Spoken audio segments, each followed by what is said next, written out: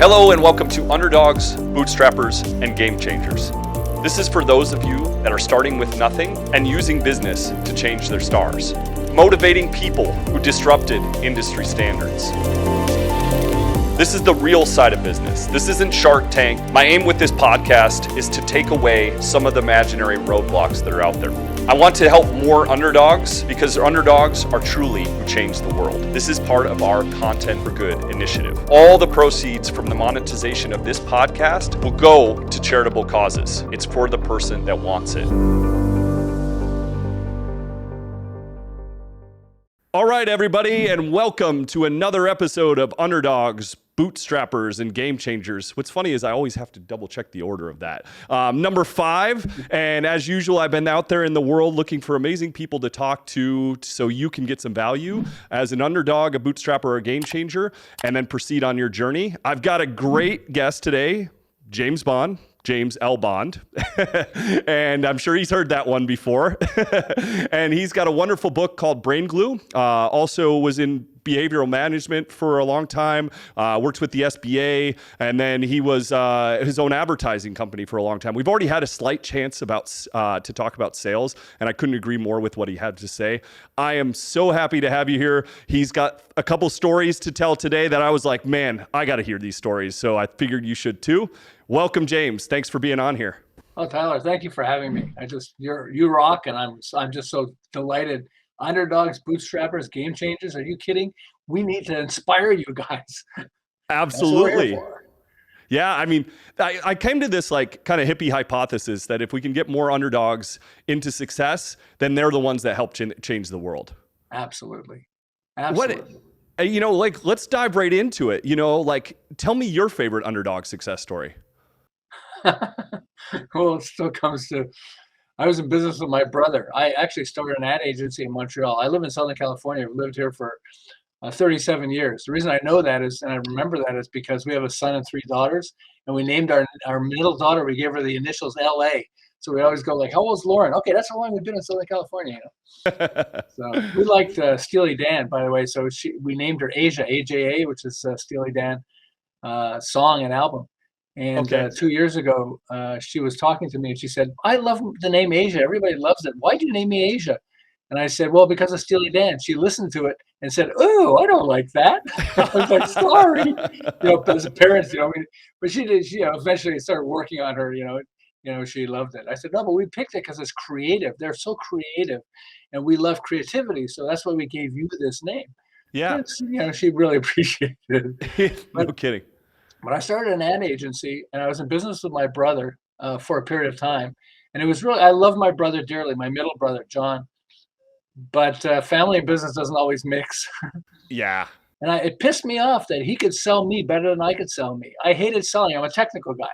Uh-huh. Okay. I mean, I knew advertising and stuff, but I didn't know selling, which is interesting. I learned that how can you not love selling if you're in advertising? Because advertising is selling, but, not, positively. We talked about this before, but Zig Ziglar changed my life because I had to learn how to sell. And I'm like, okay, I'm going to learn how to sell and all that stuff. I started taking sales courses.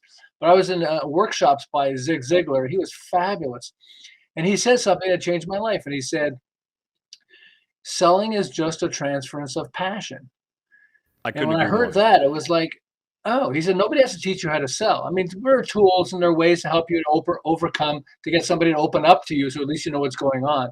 Sure. But it just became profound for me. So 2 things happened. That was the first thing, was I started to realize, man, I'm passionate. I'm a passionate person. So if transference of passion, if I'm working with a company or a client that has really cool products, if I'm passionate about it, then it's easy for me to build selling. Okay. Yeah. But I also learned, I had an opportunity. So I worked my way up and we won major clients like Kraft Foods, Timex watches, Avon Cosmetics, Seagram's, their world headquarters is there.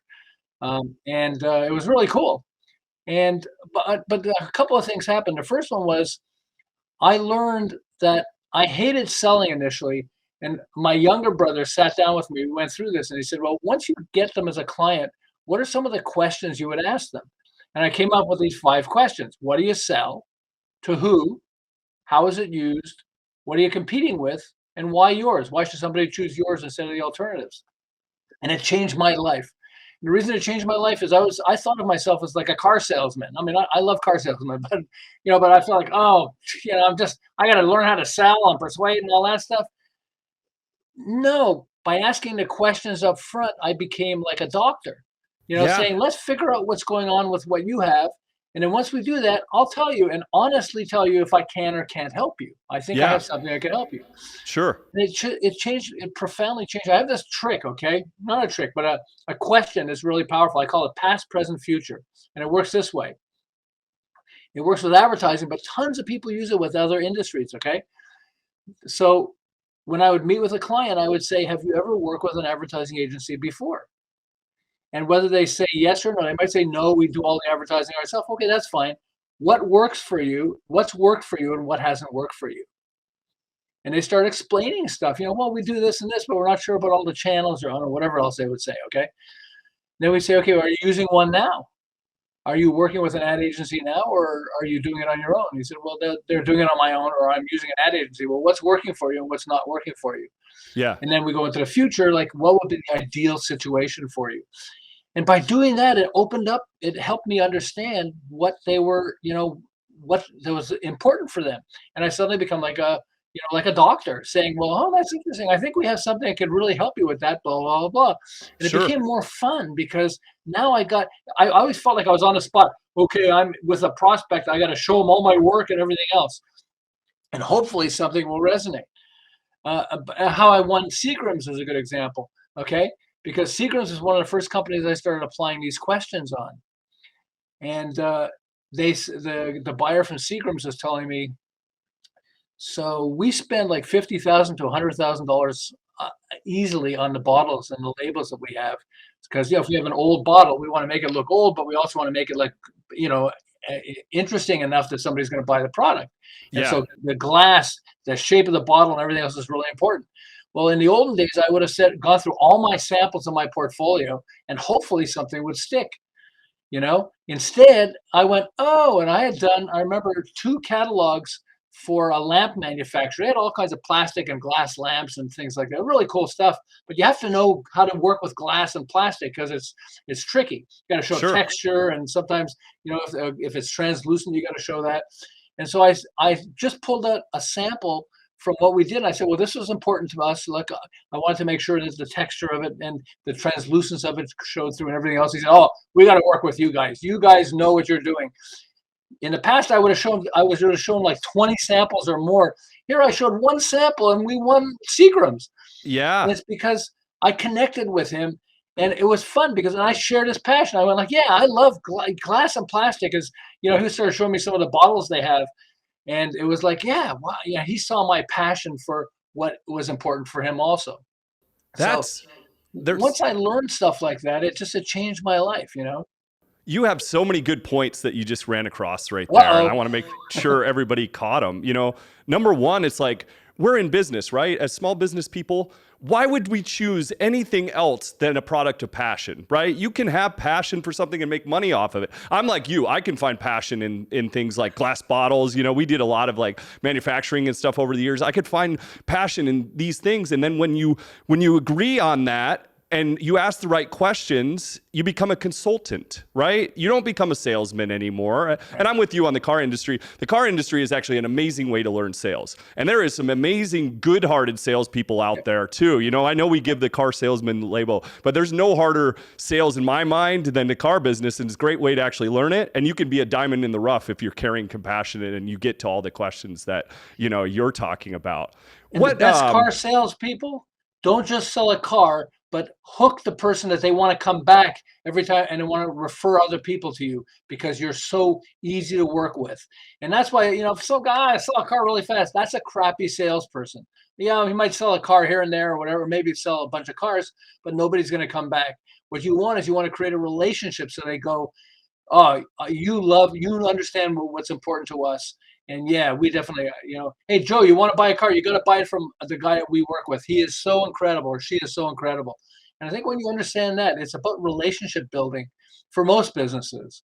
Oh, Thank you so much for saying that too. It's like, I mean, here's the thing. It's like you did a good job with Seagram's and they became your client, you know, and not only that, but they came back because they're happy, right? And now you get to say, well, Seagram's is one of our clients. Now that's a value add for your next client too. You know, it's like, if you treat it right, it's a perpetuating system of like, hey, the good car salesman I knew don't even have to go out of their desk anymore. They have so many people coming their way because they've treated them so well over the years that they don't even have to move. You know, they just sit there, have a conversation with a now who's become a buddy of theirs and, you know, make a little bit of money. Exactly. And so life is, I think school sort of turns us off to a lot of things that we want to do. I mean, school is good, but that's fine. Okay. But it's just, it's like the first thing they tell us to do is, hey, stop talking. Okay. In life, we want to be interacting. What do you mean stop talking? Hey, don't look over, don't talk to each other, figure out the answer yourself. And life is about interaction. I mean, I love to say, because I'm considered one of America's leading behavioral management specialists, which is kind of cool. Yeah. Oh, But, absolutely. what's the most powerful tool of human interaction that exists? I'm using it now, aren't I? What am I doing? I'm asking questions. Questions are really powerful because when we hear a question, our brain, there's a trigger that wants us to answer it, doesn't it? Yeah. And so when we hear a question, there's something that's called simple reflexive questions. It's isn't it, doesn't it, shouldn't it, don't you agree are simple reflexive questions, aren't they? Okay. And so if I say, I was talking to a friend, and you put these on the end of your statement, okay? So I was talking to a friend and I said, man, what a really nice day it is. And he said, yeah, I guess. And I said, well, what's wrong? No, nothing. He said, oh, come on, what's going on? I had an argument with my wife, and I'm just like, I said, what? And I got to talk to him because I had the simple reflexive questions. When I learned the power of this, like adding this to the end of my statements, I actually started getting better relationships with my kids.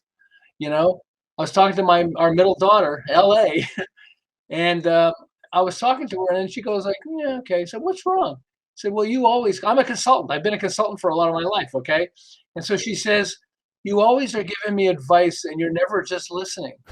And it scared the hell out of me. It's like, made me realize like, oh, wow, I'm this behavioral management specialist.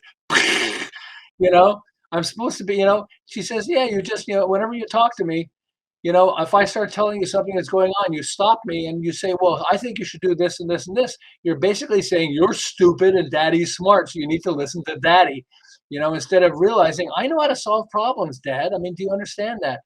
And she was right on.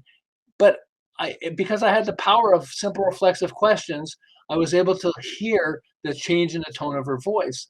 And I went like, hey, how are you doing? Well, okay. So what's wrong? No, nothing. What? And then she started telling me about our relationship. And it's so powerful. And it's this whole issue. That's why I wrote the book Brain Glue, because it helped me understand brain triggers. This is not about manipulation. This is about understanding what things resonate with people. Sure. And it's so powerful. I was in business with my brother, and we went into Avon Cosmetics, okay, of Canada. And we're sitting with the buyer, and the buyer said to me and John, my brother, he said, hey, John, it's between you and this other company, this big contract we were trying to get. And it's between you and this other company. And frankly, I'd rather work with you guys, but your price is higher than the other guy. So there's a long pause, and my brother leans across the desk and says, why do you think the other guy's so cheap? There's a long pause. And then like straight out of a textbook, the guy goes, okay, fine, I'll write you up a purchase order right now. And I thought my head was going to explode. What the hell? We didn't have to lower our price. He's hiring us because our price is higher. Whoa. And it started making me realize that was the trigger that helped me start to understand that there's a lot about emotional selling that we don't understand. I had the opportunity to win the anti-drug campaign in America. I mean, I worked with major companies, and so one guy knows another guy and whatever else. And so we had an opportunity to win the anti-drug campaign in America with powerful, logical reasons why you should not do drugs, right? And then I saw what beat us, and it freaked me out because it was a gazillion times more powerful than what we knew how to do, what I knew how to do, and what our ad was. It also scared me because it used emotional selling, not logic. And it was a guy holding an egg saying, this is your brain, and cracking the shell and dropping the egg into a sizzling frying pan. Yeah. Is your brain on drugs? Any questions? This is emotional selling. I had no idea how to do emotional selling, and it freaked me out. I mean, it's just like, how can I be in business and not know how to do emotional selling? Because it's when you learn emotional selling, sales explode. And so, I created this thing called a passion box, right? And I put it next to my computer, and I wrote "Your Brain on Drugs" on a 3x5 card, so I'd remember it, and I put it in a box, and I said, they don't teach this stuff in school. And I need to learn this. I want to learn this because I'm passionate about, making a difference. I mean, if you want to make a difference, not just make sales, but you want to make a difference, you want to be able to touch the emotional centers of the brain. And I'm a logical person, as most people are.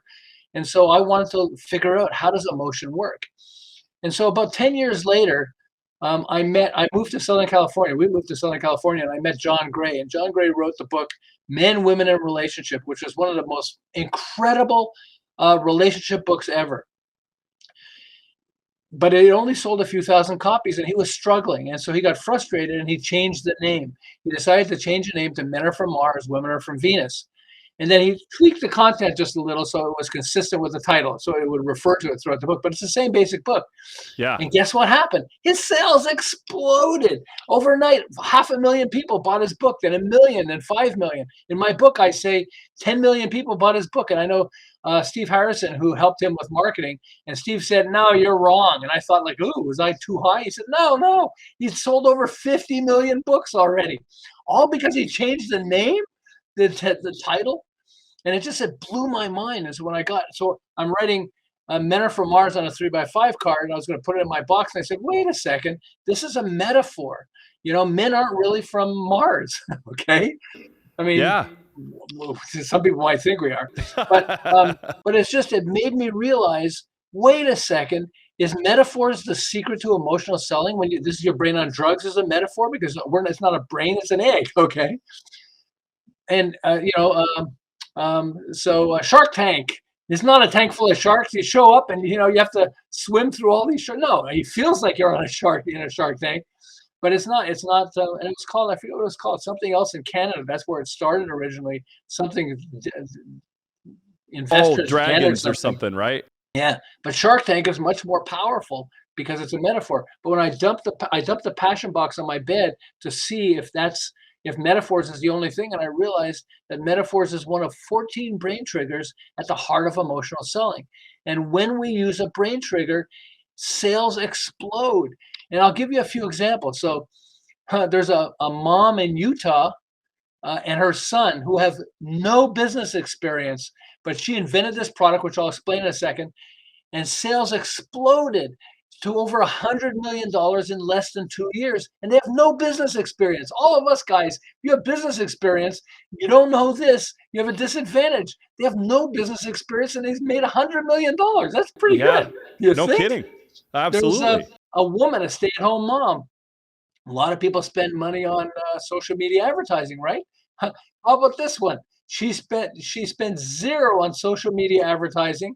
She's a stay-at-home mom, and she created a Facebook page, and it has more than 5 million fans, and she spent nothing.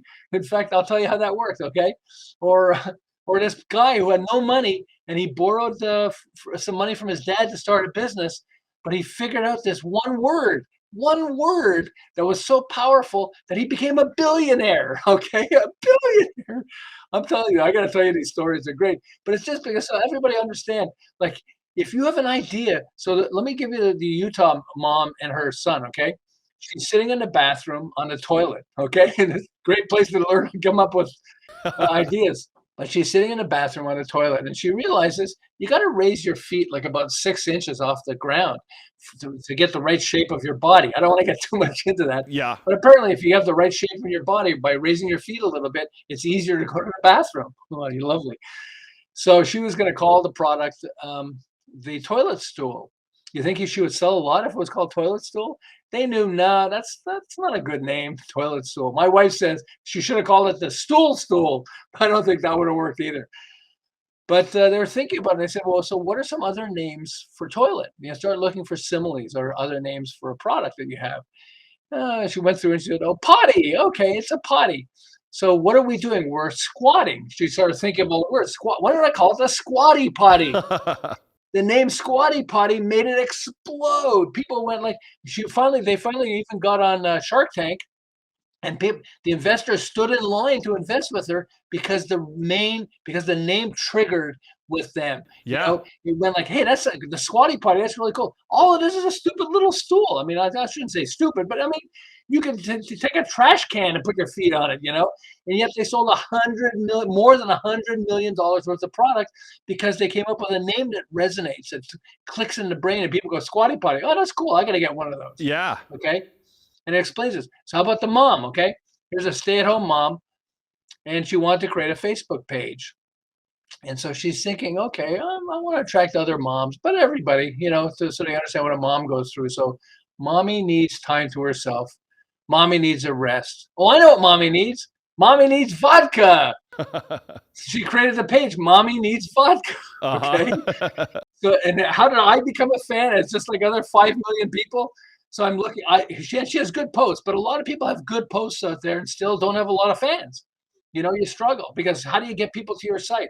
Yeah. So how did she get people to her site? So 5 million fans. So I must know somebody who's one of her fans, and they shared a post with me. So I look on my Facebook page and I see, oh, it's a pretty cool post, and I see it's by Mommy Needs Vodka. What the heck's that all about? I click on that. What took me to her page? I looked at some of her posts and said, oh yeah, she's really cool. I became a fan. Sure. Mommy Needs Vodka. I have an experiment right now. I'm doing Stinky Sells More, by the way. That's my Facebook page. We're just building content on it now because I want to. Stinky is a trigger word. Okay. Yeah.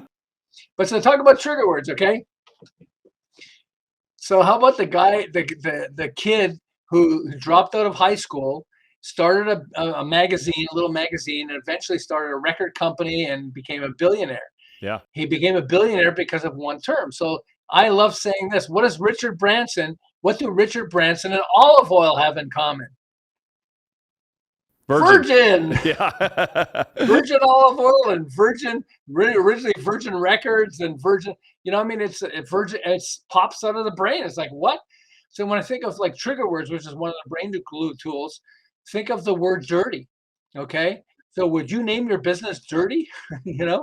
Well, think of movies. Dirty Dancing. Yeah. Was it really dirty? Were they starting running naked through the thing? No, but Dirty Dancing, really what? Huh? How about Dirty Harry?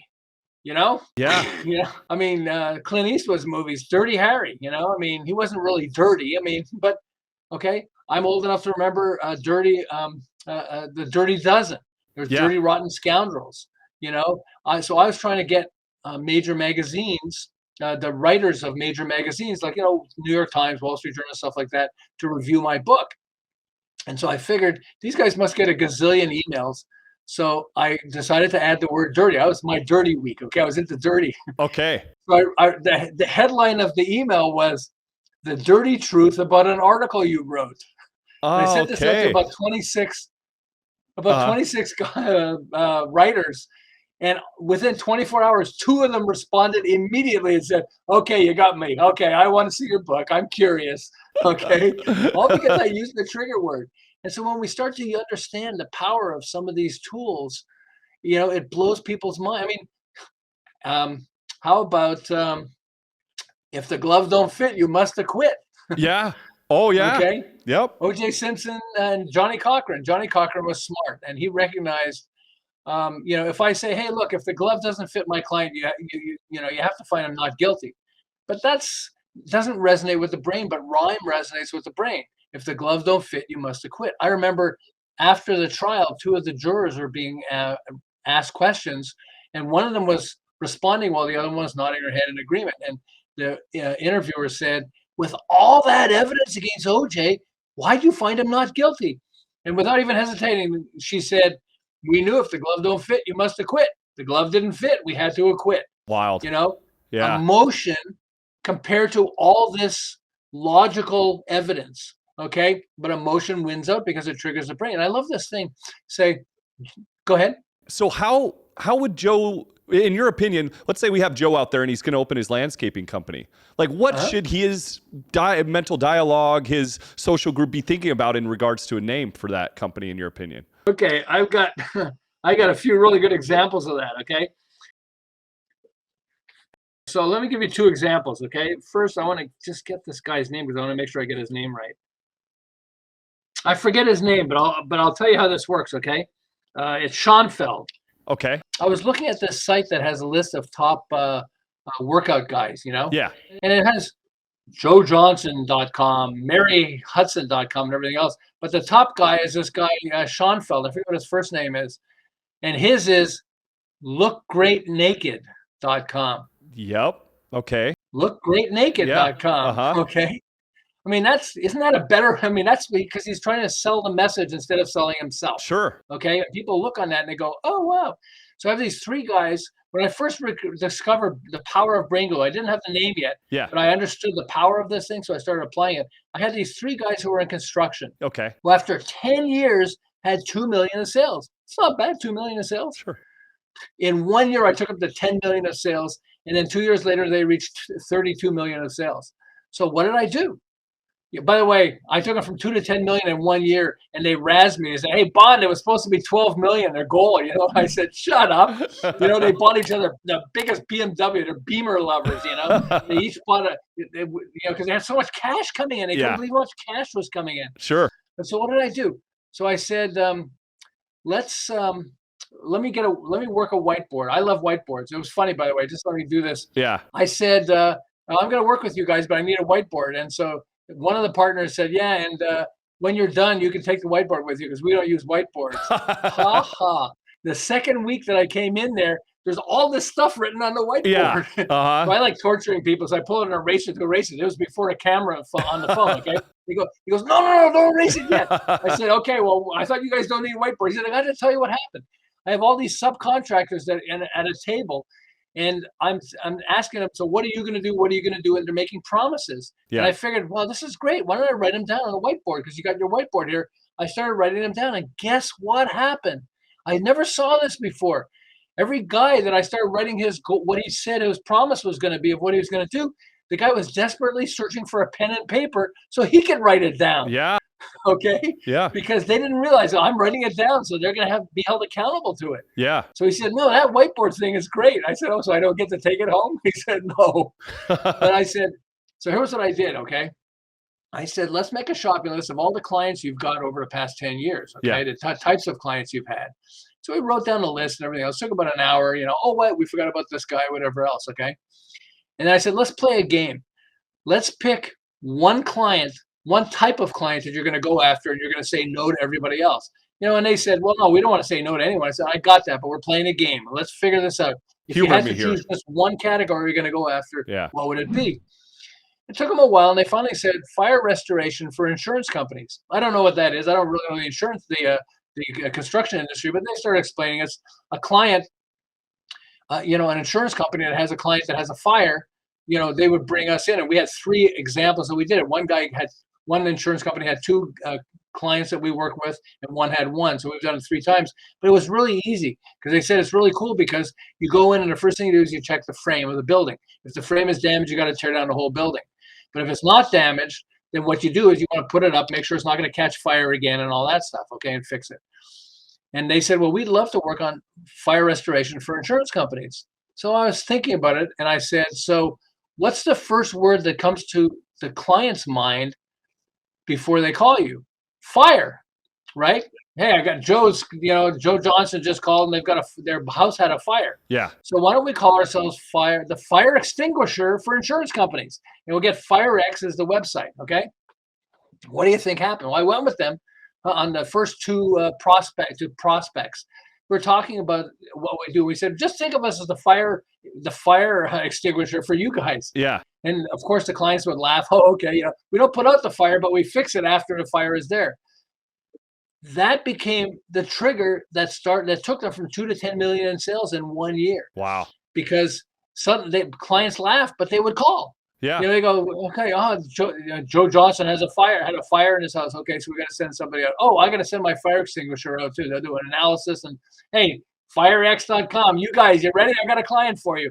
And one by one, they had so much business that they stopped doing work for any other type of construction industry or construction area because they made so much money. Because what I did was I figured out a trigger. Yeah. And what does somebody have, or what are they thinking of? And can you plug that into what your pitch is or your product name? And so they became just massively successful. Way interesting. Have you heard of oh shoot, I forget his name because he's actually not out there that much. He started Sumbum, and he was actually the original guy from he invented the Taco Bell dog. Are you familiar with him? No, that sounds really cool. Yeah, and his thing was like, you're actually like, I've heard so much out of you in the last couple minutes that I'm like, I'd never put those things together before, actually. Like, it's like really cool psychology. I mean, and like what you're saying is kind of like, he said he named Sumbum because it's like, now you're thinking sun, right? And now you're thinking like, and so when I'm talking to people about how to name your business, which is one of my least favorite things to do, because the repercussions are, exactly like you can name a business poorly and you're going to suffer because of it, right? It's like naming my kid. I named my daughter and she didn't like the name. Sure, absolutely. And so like, yeah, naming your business right away. So is that like, when you're starting, in your opinion, the most important thing is the name? Absolutely. Yeah. Absolutely. I mean, and if you have a name, you don't have to change the name. You can have a subtitle describing what it is too. So because Sure. we have a lot of people that don't want to change the name. I, in fact, so I work with, so I submitted my book to Jack Canfield, and Canfield wrote Chicken Soup for the Soul, co-wrote it. Okay. Yeah. He actually invented the process. They sold 500 million books. Okay. And he was telling me, for himself, he wrote a book. It's got 101 powerful stories that will change your life. Okay. If that was the title of the book, it's logical. 101 powerful stories that will change your life. Yeah. People will read it, maybe not. But so within about a month, he would have sleepless nights. And one day he woke up and he said, chicken soup makes you feel good when you feel sick. Yeah. My book makes you feel good when you feel sick. So I should call it Chicken Soup for the Spirit. But somehow the Chicken Soup for the Spirit didn't sound right because alliteration is one of my tools, the repetition of sounds. I'll give you some examples in a second. So he said, chicken soup for the spirit didn't work. And he said within a few days, he realized SOUP, SOUL, chicken soup for the soul. Yeah. That sounded really good. Yeah. He sold 500 million books. He sold 100 million Chicken Soup for the Soul books and 400 million of the other Chicken Soup for the Teenage Soul, Chicken Soup for the Cancer Survivor Soul, and all that stuff. Now, 500 million, in case people don't understand it, think of Apple. Apple Computer invented the iPhone, right? Yeah. They sold 500 million iPhones. Jack Canfield sold the same number of books. Okay. I mean, that's not, if you make a book, if you make 50, if you make 25 cents a book, I'll go for that, Jack. Hey, come on, give me money. How scary is it that he couldn't have named that book that name and would have went nowhere? You know what I mean? Well, exactly. And that's, you don't really, so my book, so he read my book. He said got pissed off at me. He said, I couldn't put the damn thing down. I got so many books to read. I'm looking at your book. I started reading it and I'm going like, whoa, this is incredible. He's forced everybody in his company. He got them a copy of the book and he's forcing them to apply it, not just to read it, but to apply it. Okay. Yeah. And so I'm listening to him, and the title of the book was called Sell More with the Right Brain Marketing Strategy, which is very logical, not emotional. And so he got pissed off at me. He said, okay, he's telling me how he loves the book and everything else. I said, can I use that? He said, only on one condition. You've tortured all of us by forcing us to make everything emotional. You got to change the title of your book. I can't even remember the damn name. Your whole book is about brain glue. You got to title it Brain Glue. You're a brain glue guy. Yeah. And I'm like, I had like 80 reviews. When you get reviews on Amazon, it helps. The more reviews you get, the more Amazon will, promote your book too. Sure. But no, he said, no, I don't care. You got to go back to the beginning. Your book is all about brain glue, and brain glue is emotional. That's what you got to change the name to. And he was right. But it was a pain because like, oh, do I have to change it? But you don't have to change your name.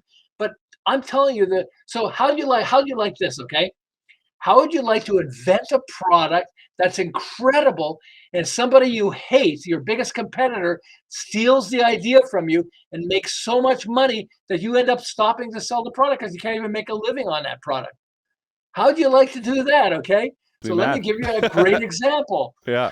So Post Cereals competes with Kellogg's Corn Flakes. Okay. So the head of Post Cereals came up with this idea of like taking this little cake and putting jelly inside it, or like a raspberry or strawberry inside it, and then putting it in a toaster. And he called it Country Squares. And so he was so proud of it and so blown away by it that like 2 months before he launched the product, he started telling the media, I got this new product, Country Squares. It's so amazing. You put it in your toaster and you get this cool cake that you can eat in breakfast or during the day and everything else. So the head of Kellogg's looked at it and said, what an incredible idea. He quickly got some guys inside his company to figure out how to make that product, Yeah. the same product. But what did he call it? Okay, he said, well, Andy Warhol is really popular, so people know pop art, right? So let's use that word because it resonates with everybody's brain. Yeah. And it pops out of the toaster. I'll call it Pop Tarts. Genius. Pop Tarts X. He launched it a week before Country Squares launched. Sales exploded. Oh, I man. mean, exploded so much that they ran out of inventory. Okay, and he ran an apology in major newspapers like New York Times and stuff, saying, we are so sorry we ran out of product because we didn't realize how many people are going to love this. But hold on for just less than a week and we'll have more product for you. So you think people went and bought Country Squares? No, they waited for Pop-Tarts and then they bought Pop-Tarts.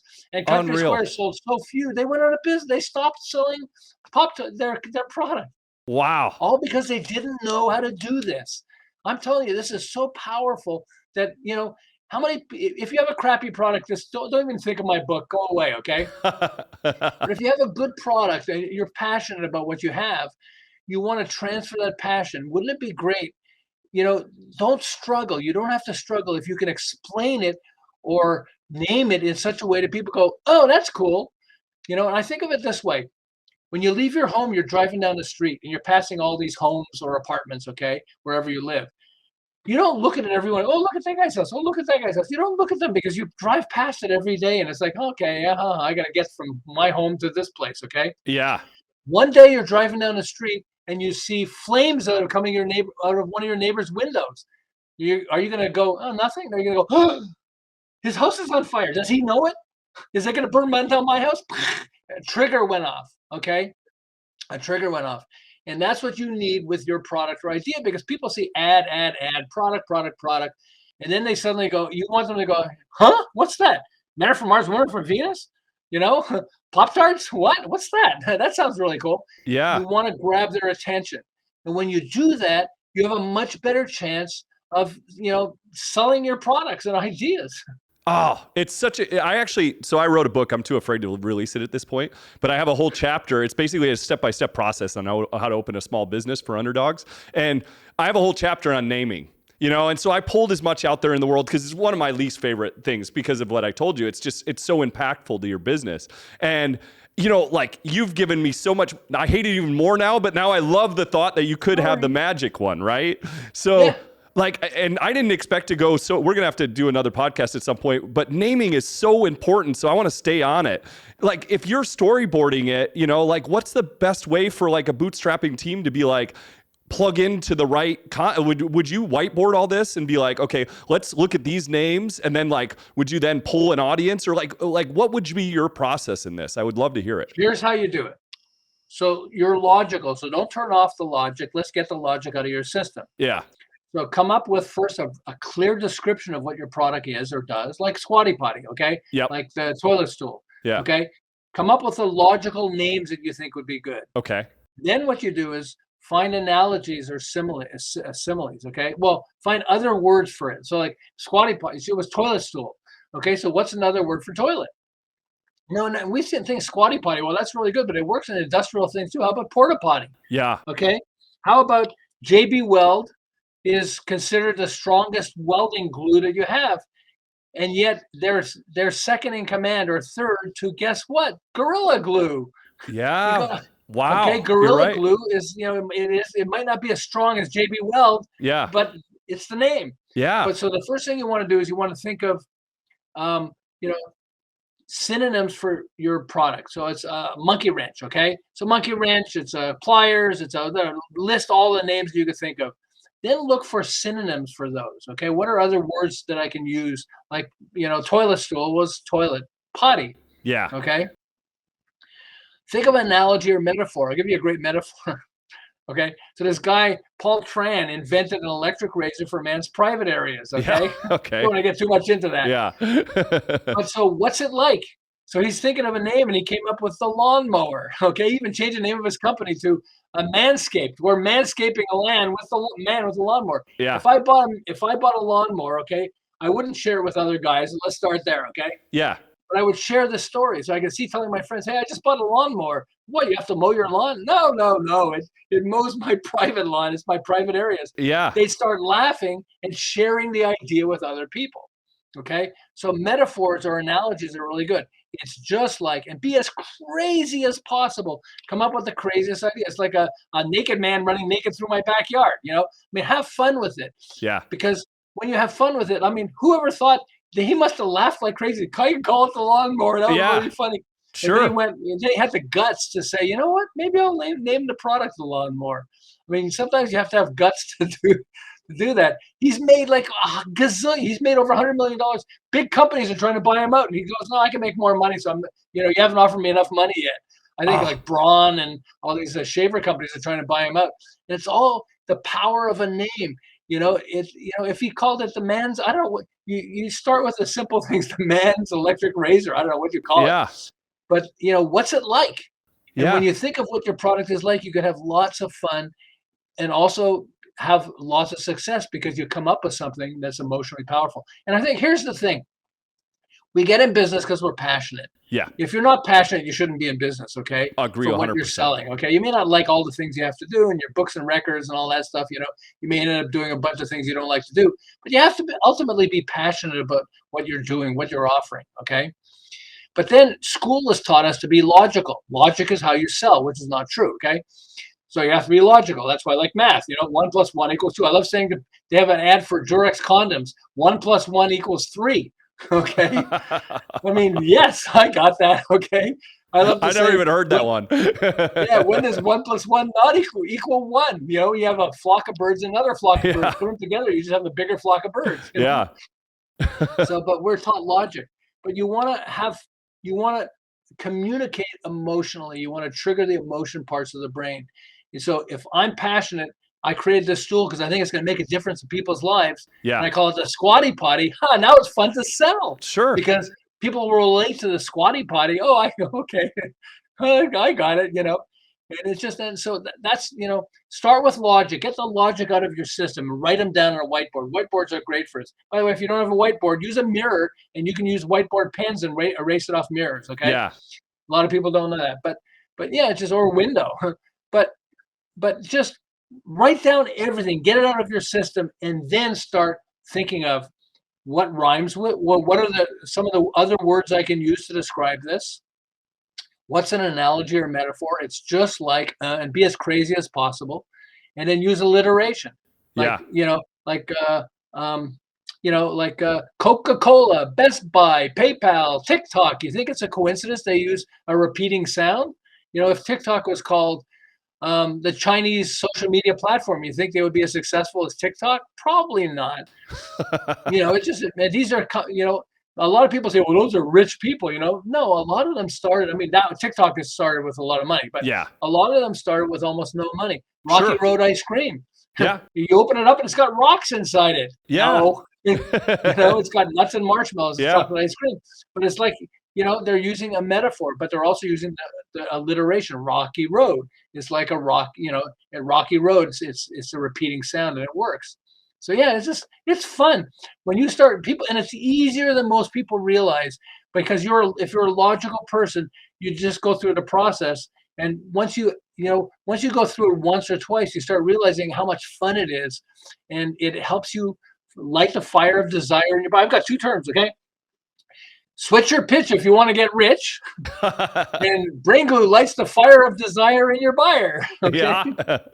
I went to ChatGPT and I started showing some of the things I have and trying to get a tool, trying to get a phrase. And most of them are stupid. I had like 100 really stupid ones, but it said, why brain glue? Because plain glue doesn't stick to the brain. I went, oh, that's a cool one. Okay. But that's the secret, is you want to have a name or description for your product or service that will resonate enough with them. Like the service I had with a fire extinguisher for the construction company. You just want to have something that sticks in the brain. Yeah. And when it sticks to the brain, you have a better chance of getting them to buy your product or service. And for those out there that's never named a business before, I'm up to like 20 or 30 now, and then helping other people name their businesses. Like this is a masterclass in it. That's why I wanted to stay on it, because it's not like, to me, it's not very easy. And actually, you're making it sound like now like a little bit more exciting than I ever been about it before, right? Because now I start to think about it as dollar signs more and more. It's like, how much marketing budget do we get to negate just by choosing the right name? And that's kind of like to your point, right? Absolutely, absolutely. And it's just, I'll go back to Pop-Tarts, he came up with a better name and therefore he was able to make a ton of money while the other guy starved. Why should you struggle if you invented a product or developed a product or service that's really good? You're talking about a landscaping guy, okay? I mean, so they can come up with names that are really fun. So what landscaping, I can't think of some now, but you can have lots of fun with it. You work on a whiteboard that's really good. You start, coming up with all names. Because I'm thinking of Manscaped now, because I gave you the story. That's the only reason I can't do landscape right now, because I'm stuck with Manscaped. You don't call it Manscaped. Homescape, now, but you can have lots of fun. It's crazy too, because from an underdog standpoint too, it's like you can come up with the lottery right name, and you've given several examples already. It's like, I'm an underdog, I can't do this, I'm not gonna be able to compete with the big dogs or whatever. It's like, choosing the right name, you can compete, right? You get ahead. And then like, we haven't even delved into like what the PR potential is around that, and what the free marketing potential is. And not only that, but you put a video out on social media with the right name, and then people are clicking on it because they're like, what the heck is this thing? I got to know, just because of the name. And a secret to brain glue, this is so important to understand, is this is meant for people that have almost no money to spend on marketing, and yet you want to take on the giants. I'll give you one quick example, okay? I live in Southern California. So there's a family that wanted to start a hamburger place. They could afford, enough that they could make it takeout, but they couldn't bring people in because they couldn't afford a big location. So what are they competing with? They're competing with McDonald's, Burger King, Wendy's. These guys spend tens of millions of dollars, just in Southern California alone on advertising. So nobody's going to see your place. So they came up with chiasmus. I'll tell you quickly what that is. It's an opposite. So rhyme is A-B-A-B. Chiasmus is A-B-B. I'll just give you two examples, and I'll show you how it worked with them. Winners never quit, and quitters never win. When the going gets tough, the tough get going. Martin Luther, President JFK said, "Ask not what your country can do for you. Ask what you can do for your country." Okay, so it's a flip. Okay. He also said, "Mankind must put an end to war, or war will put an end to mankind." Yeah. Okay, got it? So this restaurant place, they said, "Why don't we call ourselves In-N-Out Burger?" Okay. First, In-N-Out means sex for a lot of people. Okay. And they got a good location. They could afford a good location, but it was a small location. It was a drive-through. Their sales exploded. They're now in California, and they're moving east. Okay. And it's a family business. They're competing with companies that spend tens of millions of dollars and more on advertising. But you're driving by and you're going, In-N-Out Burger? What the heck's that? Because for a lot of people, it means sex. And you go, but In-N-Out, okay, what is it? Oh, it's a drive-through. Okay, check it out. Now, if they had a crappy product, it would help them short term, but long term they go to business. But they have a good product. So but there are tons of people that have good products, and yet they still struggle. But these guys came up with the name In-N-Out Burger. The only thing they could afford in advertising was a sign. Yeah. So they put it on their sign, In-N-Out Burger. And people were like, again, flames coming out of the window of something down the street. You're driving down the street and you go, In-N-Out Burger? What's that? My wife and I were just driving by. We have one nearby. And I'm amazed. They always have lines of cars going through. Yeah. Oh, they're always busy. And it's just they're competing against the giants, and that's the secret. Naked Juice. Okay, they were competing with Odwalla. Odwalla was owned by Coca-Cola. I think they still are. Okay, and Coca-Cola has unlimited funds for advertising, and yet Odwalla, Odwalla was dominating the marketplace until Naked came along. Yeah. You're driving, or you're walking in a store, and you're going, okay, here's Odwalla. Naked? What's Naked Juice? You're going to pick it up? You have a better chance of buying it if you have it in your hand. Okay. They understood that you got to have flames coming out of your product somehow. So people are going to go, whoa, chicken soup for the soul. What the heck's that? And when you do that, and it's easier than most people realize, that's what's so great about this. I mean, my book is not a gazillion pages. It's short. It gets to the point, goes on, gives you stories, gives you jokes. You can actually use brain glue for jokes. I'd rather have a bottle in front of me than a frontal lobotomy. Or I'm old enough for this to relate is I'd rather wake up and pee than pee and wake up. Okay, that's chiasmus. Okay, it's a flip, just like In-N-Out Burger. Okay, but when you come up with a name like that, you're right. The name is so important because it gives people an opportunity to understand, whether your product is going to be successful or not. And a good example of somebody whose product failed because they had a bad name was Pink Slime, Pink Sludge, Pink Slime. Pink slime was stuff that companies like McDonald's and Burger King used because they would mix it with the hamburger, and it had low fat hamburger, so it would reduce the fat content of the hamburger. It was basically all the leftovers from high end meat, like a really high end meat they would grind it up, and then they would put it into this thing, but they call it pink sludge, I think they call it. And so people started going, ew, they're putting pink sludge in our product, in our hamburgers. That's gross. And they actually the company almost went bankrupt. Okay. Even though it was a positive thing that went onto the products. They have the company, Wonder Bread invented sliced bread. A lot of people say, well, that's the greatest thing since sliced bread. You don't realize they're actually talking about Wonder Bread because they were the first bread that actually came out sliced, but they bleached their bread. So we had COVID. They had this thing called pellagra, which is an absence of vitamin B3 gets you sick and you die. A lot of people would die. And so their competitors came up with a slogan. What was the slogan? The whiter your bread, the quicker you're dead. And it took, for 10 years, Wonder Bread dominated the bread market. Almost overnight, they almost went bankrupt. They actually had to invent when you add vitamins and minerals to food, and they added niacin, which has lots of vitamin B3 in it, so so it wouldn't be a problem. But they literally almost went bankrupt because of the phrase, the whiter your bread, the quicker you're dead. So we understand that when you understand the power of emotional selling, there's so many ways you can use it. I mean, it's so much fun. No kidding. No, this is the best stuff I've heard around naming ever. Absolutely. And I've tried to pull in, my book is all about my mistakes that I've made, it's like, hey, here's the way to do it because here's the way I did it wrong, and learning from it. Yeah. But honestly, this is a masterclass on naming your business. It's the best stuff I've ever heard all in a row. Oh, thank you so much. Oh, absolutely. And I live for this stuff and how we can help business owners. And it's so achievable, right? To be clever and think of a good name. It's going to take some time, don't get me wrong, but I've listened and pulled a lot of things out in the world. Like the guy that, started Zillow, he talks about that, and they just kind of randomly put a bunch of stuff on the board. And, he's like, that's one way to do it. The other way is we hired out to an executive company, and it's like, and that all they do in life is make names, it's like, I mentioned the Sunbum guy. He's like, you could talk about like a kind of in your analogy too. It's like you use what it is as part of the name, right? Now you're automatically thinking about it. Or there's the Google, right? It's like now we're inventing a word which is harder, right? Because it takes longer to develop that traction, but now you can be synonymous for, what we do when we search something.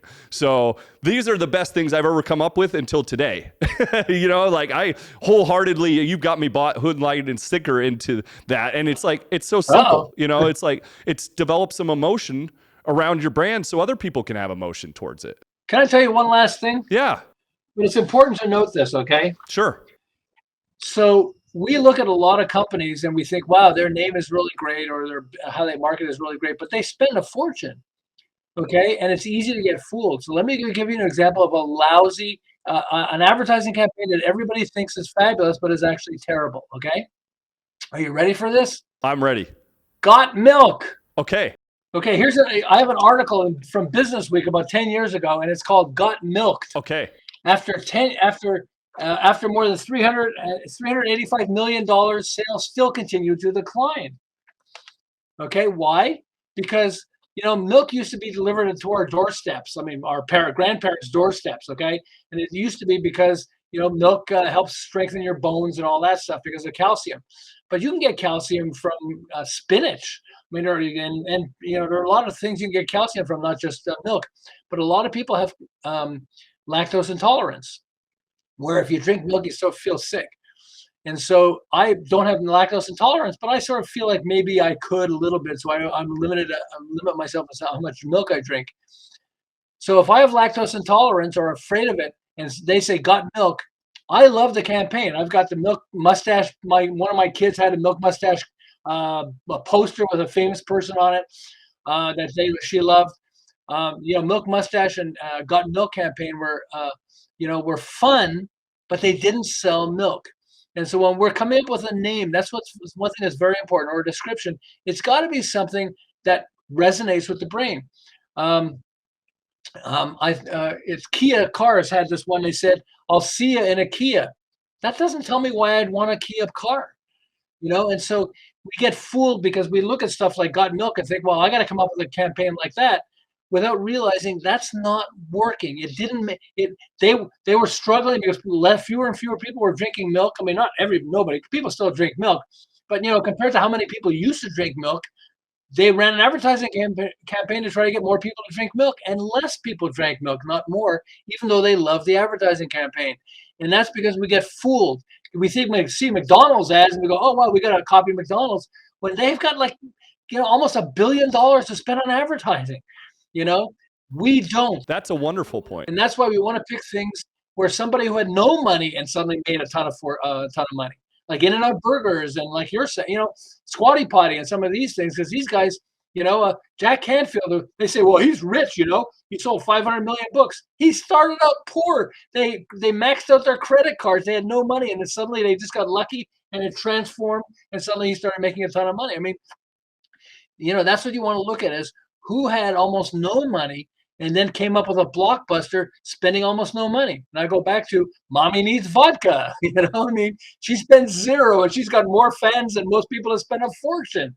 Oh, I couldn't agree more, because that's the perception too. We always think that the big wigs are going to be the smartest and the people that have the most money are always going to be the most, like in the know. Or it's not necessarily true. Like David beats Goliath all the time. Right. It's like, and it's just a clever idea away from being able to do that. So the assumption that big business always knows, these are such good points. Like you've made such amazing points around like how an underdog can actually use all these things that you're talking about today, And honestly, people don't think about it enough either. The bureaucracy around these big companies, right? So even if somebody in the room comes up with an amazing name that's kind of fun, maybe they're afraid to say it, for one, or, it gets nixed by everybody. And that would have been the one that really hit the wall. At your own small business, you get to make that decision.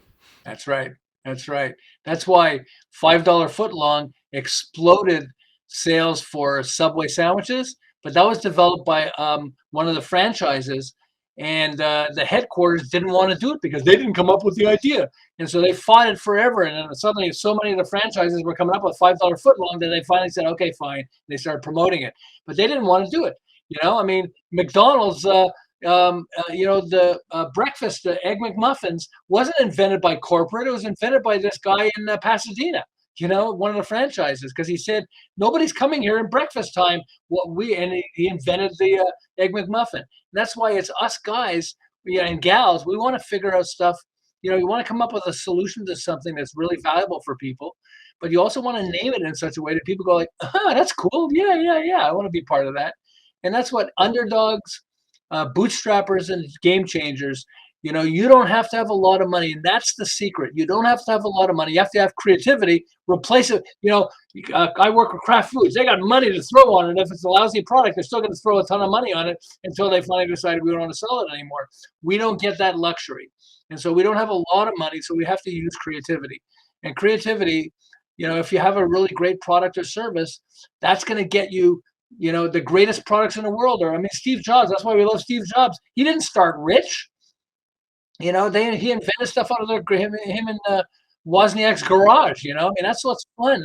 The greatest inventions came out of a garage or a kitchen table or a toilet like a Squatty Potty. Absolutely. Or Walt Disney and, like getting his last character stolen, and he invents a mouse on the way home, and, that changed the world, literally changed the world. And then he got the idea. He made his brother and investors rich. And then he came up with the idea for Disneyland, and they didn't want to invest in it. He had to go on to ABC television and start a show. And then they were watching the show, and he went, oh, that's what he's talking about. Oh.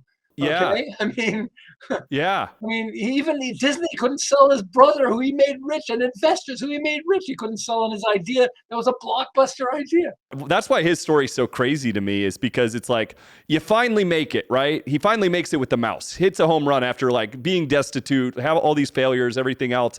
And then he's like, I got this idea. It's Cinderella. It's the first, full-length feature film of all time. And everybody's like, no, Walt. Can't, no, I'm doing it anyways. So he risks everything, does it. It's a smash hit. And to your point, Disneyland, same thing. No, Walt, not a good idea. Boom. Right. It's like, it's one thing, like, that's what I like admire about him, especially, is like, how do you like struggle and make it and roll the dice again?